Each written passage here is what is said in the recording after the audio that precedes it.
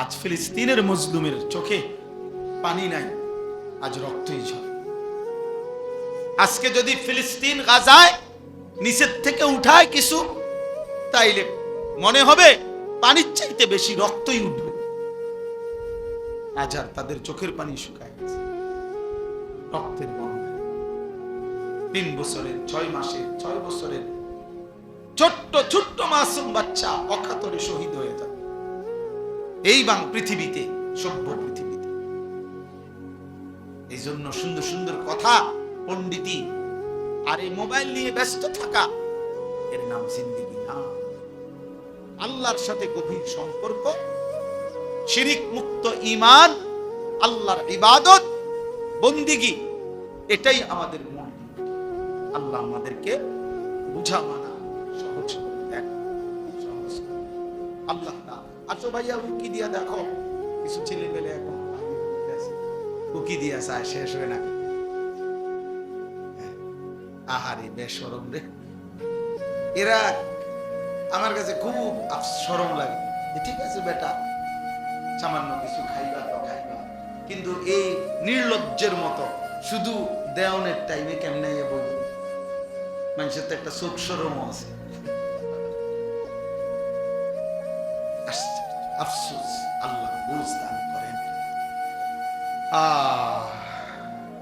চলেন, শেষ কথা আমার, আমি আপনাদের কাছে অনুরোধ করি, আমরা ভাবতে শিখি।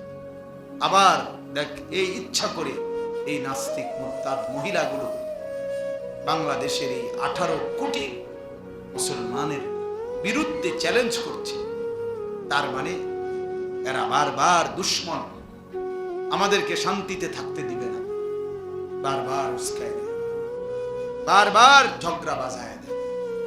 এই জন্য আগামীকাল হেফাজতে ইসলাম বাংলাদেশের উদ্যোগে আগামীকাল ইনশাআল্লাহ ঢাকার সোহরাবর্তী উদ্যানে মহাসমাবেশ। এই নারী সংস্কার কমিশনের ভুয়া, কোরআন সুন্নাহ বিরোধী, মানবতা বিরোধী, হায়া বিরোধী এই কমিশন বাতিলের দাবিতে প্রতিবেদন এবং আরো কিছু ন্যায্য দাবিতে আগামীকাল মহান আমরা সব ইনশাআল্লাহ ছুটছে, হাজার হাজার বাস, শত শত বাস আলহামদুলিল্লাহ ঢাকার উদ্দেশ্যে ইতিমধ্যে চলতেছে। আমরাও যাব সব ইনশাআল্লাহ, আমাদের বাস টাস সব রেডি, শেষ রাত্রের দিকে সব চলবে ইনশাআল্লাহ। ইমানের দাবিতে আমরা বলেই যাব, কেউ শুনুক বা না শুনুক, কিন্তু ইমানের দাবিতে আমাদেরকে আল্লাহর দ্বীনের জন্য লড়তেই হবে। এজন্য যুবক ভাই, তোমরা ফিরে আসো ভাইয়া, বেনামাজি জিন্দিগি, নাফরমানি জিন্দিগি দয়া করে আল্লাহর ওয়াস্তে ছেড়ে দাও। একটা ছেলে হলেও ফিরে আসো, আল্লাহর দিকে ফেরো। আগামী দিনে আমাদের এই গুনাহ আমাদেরকে মুসিবত টেনে আনবে, আল্লাহ আমাদেরকে মাফ করে দেন। আমি যে আয়াতগুলো পড়ছি, এই আয়াতের মধ্যে আল্লাহ তাআলা বলেন, ওয়াইদ বাওয়ানা লিইব্রাহিমা মাকানাল বাইত, আমি আমার বন্ধু ইব্রাহিমের জন্য আমার ঘর কাবা পুনরায় নির্মাণ করবার জন্য আমি আল্লাহ তাআলা জায়গা পুরা নির্ধারণ করে দিলাম। অর্থাৎ নূহ আলাইহিস সালামের জামানায় কাবা ঘর আল্লাহ তাআলা তুফানের সময় তুলে নিয়েছিলেন উপরে, ইব্রাহিম আলাইহিস সালামের মাধ্যমে আল্লাহ তাআলা পুনরায় সেই ঘর নির্মাণ করেছিলেন। তো এই ঘর নির্মাণের সময় আল্লাহ বলছে, তুমি আমার ঘর নির্মাণ করো 3 উদ্দেশ্যে। 1, আল্লাহ তুশরিক বি শাইআ, 1 নাম্বার, আমার ঘর বানাবা কাবা যেন আমার প্রতিটা বান্দা মুমিন যেন আমি আল্লাহর গোলামি করে কোনোভাবে যেন আমার সাথে শিরিক না করে, এই শিরিক মুক্ত ঈমান টিকিয়ে রাখবার জন্য আমার ঘর বানাও, আমার ঘর সামনে থাকবে আর মুমিন আমি আল্লাহর গোলামি করব। শিরিক মুক্ত ঈমান আল্লাহ তাআলা বান্দার কাছে চেয়েছে। ও তাহহির বাইতিয়া লিত্তাইফিনা ওয়াল কাইমিনা ওয়ার রুকআইস সুজুদ, আল্লাহ তাআলা বলেন, এবং আমার ঘরকে তুমি মানে কাবাকে পবিত্র করো আমার তাওয়াফকারী বান্দাদের জন্য এবং আমার রুকু সিজদা দাঁড়িয়ে নামাজ আদায়কারীদের জন্য। এই দ্বিতীয় উদ্দেশ্য হইল আল্লাহর ঘর কাবা ইব্রাহিম আলাইহিস সালামের মাধ্যমে আল্লাহ তাআলা পুনর্নির্মাণ করাইছেন। দ্বিতীয় উদ্দেশ্য হইল তাওয়াফ এবং আল্লাহর ইবাদত নামাজ আদায়ের জন্য। তাইলে এই মসজিদ আল্লাহর ঘর, মসজিদ বানানোর মূল উদ্দেশ্য হবে ইবাদত নামাজ। এজন্য আমি সবসময় বলি মসজিদ কমিটির সদস্যরা ইনসাফের সাথে আপনারা ইমাম সাহেব সহ মিটিং করেন যে ফজরের মুসল্লি কেমনে বাড়ানো যায়। এই নিয়ে হাজারো লাখো মসজিদে আপনি তদন্ত করে দেখেন যে কয়দিন মিটিং করছে শুধু এই কথার উপরে যে আমরা মসজিদে মুসল্লি ছেলেগুলো কেমনে নামাজি বানানো যায়। কেবল গেট বদলাও, SS5 লাগাও, টাইলস লাগাও, টাইলস লাগাও, আরো বড় করো, আরো জাঁকজমক করো, আরো চাকচিক্য করো। টাইলস লাগাইতে লাগাইতে পারে না সভাপতি, সেক্রেটারি, কেশিয়ার, কমিটি, তার আর পুরা শোল্ডার মধ্যে যদি টাইলস লাগান যায়, কারণ আছে তো না লাগাইতো টাকাও আছে, টাইলসও আছে। এই কথা বুঝেন? কিন্তু একটাবার ইনসাফ করে বলেন, ঠিক এই নিয়ে মিটিং করছেন নিজে মুসল্লি কিভাবে বানানো যায়। ফজরের নামাজ এই মহল্লার সমস্ত মুসলমানের উপরে ফরজ না? কথা বলেন না কেন? তাহলে আপনারা উদ্যোগ নেন, আপনারা আলোচনা করেন বয়স্করা, কমিটিওয়ালারা, মুরব্বীরা, যে আর কি করা যায়, আর কি করতে পারি আমরা। 50 জন মুসলমান তো একত্রে ভাবতে পারে। আমার একটা পরিচিত জায়গা আছে সন্দ্বীপ, চট্টগ্রাম। ওইখানে 2023 সালের অক্টোবর মাসে 4 থেকে 5 জন কলেজের ছেলে যারা নিয়মিত ফজরের নামাজ পড়তো, ওরা একদিন সিদ্ধান্ত নিছে যে আমরা আমাদের বন্ধুদেরকে ফজরের নামাজের জন্য উঠাবো। আমার খুব ঘনিষ্ঠ ওরা, 1 বছর তারা মেহনত করছে, প্রতিদিন ফজরের নামাজের জন্য বন্ধুদেরকে উঠাইতো। 1 বছর পরে আমি তাদের জন্য আলাদা একটা মাহফিল করছি এই ছেলেদের জন্য। তারা আমার হিসাব দিছে যে হুজুর আলহামদুলিল্লাহ 1 বছর আমরা এই 4 জন বন্ধু 5 জন আমরা একসাথে দিন রাত মেহনত করে ফজরের জন্য বন্ধুদেরকে উঠাইছি। এখন লিস্টেড বরাবর 2024 সালের আইসা নভেম্বরের 19 তারিখ না যেন 20 তারিখে আমি মাহফিল করছিলাম। তারা আমার হিসাব দিছে প্রায় 4,500 ছেলে 1 বছরে লিস্টিভুক্ত ফজরের নামাজ জামাতে। ইচ্ছা করলে সম্ভব? কথা বলেন না কেন? সম্ভব। একজন মুরব্বী জিম্মাদারি নেন, আমি আমার নাতিরে উড়াবো। আমি তো আলহামদুলিল্লাহ আমার 7 বছরের বাচ্চাকে প্রতিদিন ফজরের নামাজের জন্য আমি দাঁড়ানো থাইকা উঠাই, এরপরে মসজিদে। আজকে সকালেও আরে একবার উঠাইয়া বসাইছি, আবার আমি উজু করে এসে দেখি আবার শুয়ে গেছে। বলছি না আব্বা ওঠো, আবার ওঠো, আব্বা উজু করে আসো, নামাজ পড়ে আবার শুয়ে, আজকে আব্বা শুক্রবার, অসুবিধা নাই, ঘুমাইতে পারবা। এক এক সময় এক একটা বলে উঠাইতে হবে আমার, এটা আমার জিম্মা। চেষ্টা করলে সম্ভব। 1000 বার বললে, বারবার বললে, আরে প্রয়োজনে যদি একটা বাপ তার সন্তানকে নামাজি বানানোর জন্য চোখের পানি ফেলে, তাইলেও সেই চোখের পানি আল্লাহর কাছে দামি হয়।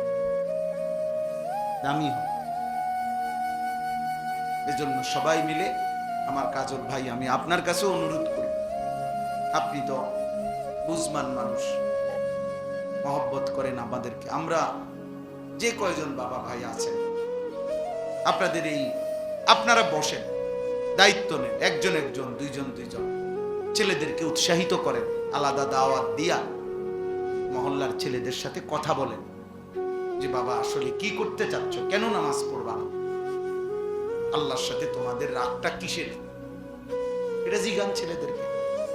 ফিকির করেন, দেখবেন 1 জন ছেলে 2 জন ছেলেই নামাজ পড়ুক, 10 জনই পড়ুক, একজন হুজুরের বক্তব্য দিয়া আমনে একজন বক্তারে আনছেন আর একজন বক্তা বয়ান করলে এই সমাজ সবাই এক কথায় নামাজি হয়ে যাবে না।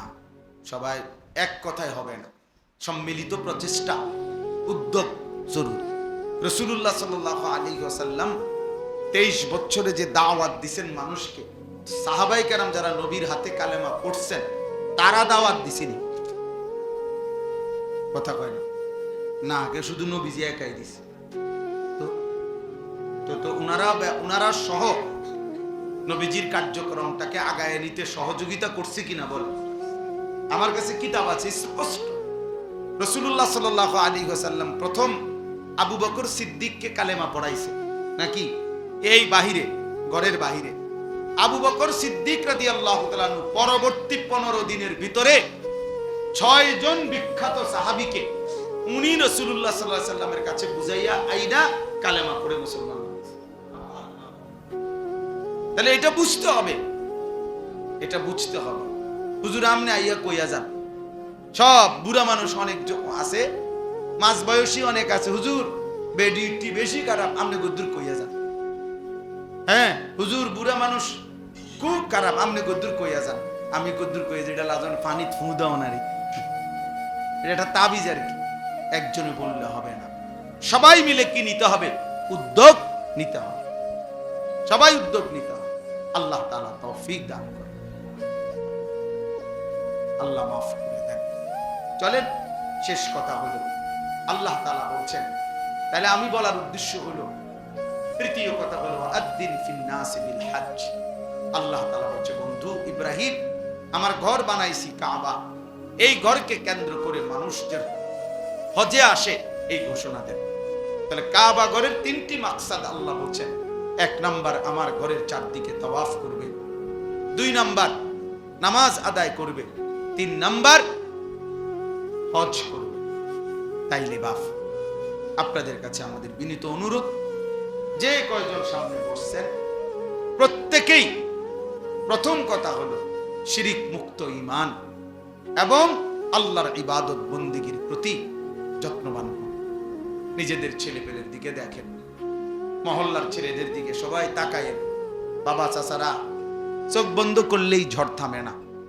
মনে রাখেন একটা কথা, অর্থাৎ এই কথাটা মনে রাখেন যে আমনে তুফান আসতেছে, আমনে যদি চোখ বন্ধ করে কোন কই না তুফান তো আইয়ে না, তুফান বুঝি আইয়ে না, আমনে না চোখ বন্ধ রাখছেন, কথা বোঝেন নাই আমার?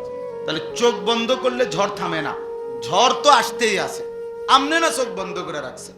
তাহলে আমনে যদি বলেন আমি বুঝি না, তার মানে এই সমাজের অধপতন থামবে না, সমাজ নষ্ট হয়ে যাবে, একদিন আপনার ঘর আক্রান্ত হবে।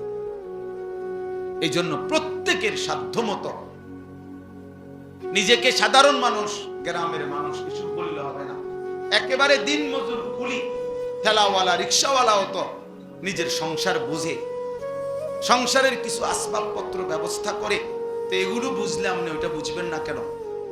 এই জন্য প্রত্যেকেই আন্তরিকভাবে নিজেদের মহল্লায়, নিজেদের সমাজে, নিজেদের ছেলেদেরকে কিভাবে নামাজি বানানো যায় ফিকির করে। এই দেখেন এখন অনেকগুলো ছেলে ঢুকছে, এদেরকে জিজ্ঞাসা করে দেখেন, মুসলমানের বাচ্চা নামাজ পড়ছো কে?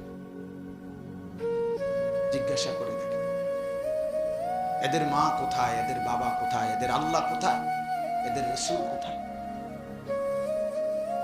জিজ্ঞাসা করে, ইনসাফ করে বলেন যে বাবা এত বড় নির্লজ্জ কেমনে হল? আফসোস, ওই কপালে লানত যে কপাল আল্লাহকে সেজদা দেয়। লানত তোর কপালে, লানত বেটা, আল্লাহ লানত। আল্লাহ কোরআনে বলছে, ইবলিস তুই আমারে সেজদা দিলি না, তোর উপরে আমি আল্লাহর লানত কিয়ামত পর্যন্ত। কোরআন শরীফের আয়াত কিনা? এই জন্য ছেলেরা মনে রাখো, খাও কোনো অসুবিধা নাই, খাও, পেশাব করো, পায়খানা করো, নারী দেখো, ছবি দেখো, জিনার ব্যভিচার দেখো, কিন্তু মনে রাখো ওই জিন্দেগি জানোয়ারের জিন্দেগি, যে জিন্দেগি সেজদা করে, ওই জীবন কুকুরের জীবন, যে জীবন আল্লাহর গোলামি করে। আল্লাহ আমাদেরকে বুঝ দান করেন, আল্লাহ আমাদেরকে মাফ করে দেন, আল্লাহ আমাদেরকে কবুল করে নেন। আমাদের ছেলেদেরকে ফিরাইতে হবে, আমাদের সন্তানদেরকে ফিরাইতে হবে। বাপ মারা যেভাবে খামখেয়ালি শুরু করছেন, এভাবে জাতি টিকবে না। হ্যাঁ, বেঁচে থাকবে কিন্তু মুসলিম পরিচয় থাকবে না। এমনি বাচ্চা থাকবো আর কি, এমনি খাইবো পড়বো আর কি, দুনিয়া ভোগ করবে আর কি, কিন্তু একদিন গোটা ফ্যামিলির থেকে ইমানের পরিচয় চলে যাবে, কেউ আর চিনবে না আল্লাহ খোদা। কারণ এই যে ছেলেগুলো মনে করেন যে এক ওয়াক্ত নামাজ পড়ে না, সারা দিন রাত মোবাইলে নারীর ছবি দেখে, তো আগামী 20 বছর পরে এদের জেনারেশন, এদের সন্তান, এরা বিবাহ শাদী করলে তার ফুতে তার জি কি শিখবে?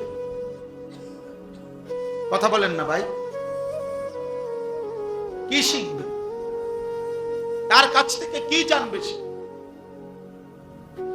আল্লাহ আমাদেরকে মাফ করে দেন। আল্লাহ তাআলা আপনাদেরকে কবুল করে নেন। আমরা আপনাদেরকে মহব্বত করি। এই গ্রামে আমাদের অনেক স্মৃতি আছে। মনিরের সাথে আমার অনেক বেশি সম্পর্ক। আরো অনেকেই, আপনাদের অনেককেই আমি চোখে চিনি, মুখে চিনি। আল্লাহ তাআলা সবাইকে কবুল করেন। আজকের এই মজলিস আল্লাহ তাআলা কবুল করে নেন। আল্লাহ তাআলা আপনাদের প্রত্যেককে ঈমান আমলের জিন্দেগি দান করেন। আলহামদুলিল্লাহ রাব্বিল আলামিন। মাওলায়ে কারীম আপনি মাফ করে দেন, রব্বে কারীম আপনি মাফ করে দেন, মেহেরবান মাওলা আপনি মাফ করে দেন। সমস্ত কবরবাসীদেরকে